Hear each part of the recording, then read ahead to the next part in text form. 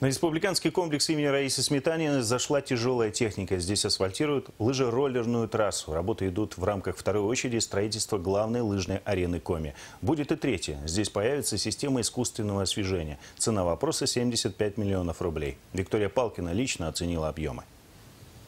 КАМАЗы, тракторы, катки, грейдеры. С самого утра тяжелая техника работает на республиканском комплексе. Объемов дорожникам хватает – больше 7 тысяч квадратных метров. Руководство в подрядчике не сомневается. В сроки они укладываются. Асфальтируют лыжероллерную трассу уже третий год. 6,5 километров делают этапами.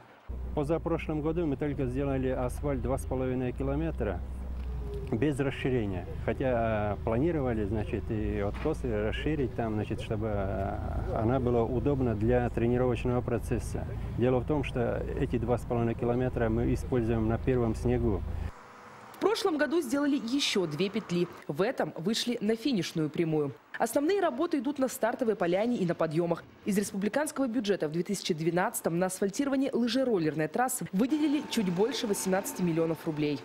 Для того, чтобы полноценно тренироваться, необходимо то, чтобы асфальт был более лучшего качества. Кроме этого, растут требования к проведению тренировок и соревнований по лыжероллерам.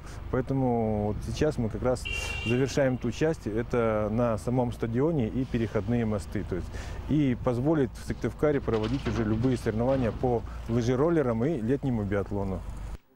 Этим летом стартовую поляну республиканского комплекса доведут до ума. В 2011-м здесь уже сделали дренажную систему.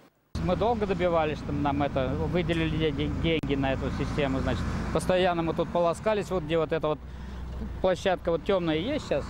Вот здесь у нас вода стояла. Всю весну мы, значит, ее гоняли тут, чтобы провести сметанинские соревнования. А сейчас дорогой, которую мы сделали и обордюрили ее, вся вода с 15 тысяч квадратов, вот сверху, которая к нам текла первая вода, она сейчас по ней уходит во овраг, который, значит, у нас за стадионом находится.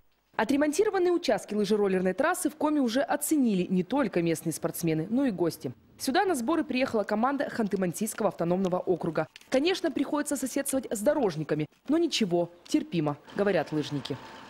Этим летом проведут работы на биатлонном стрельбище. Установят дополнительное электронное оборудование, появится судейский рубеж. Столики, скамейки, навесы. А уже 18 августа здесь стартует Северо-Запад по летнему биатлону.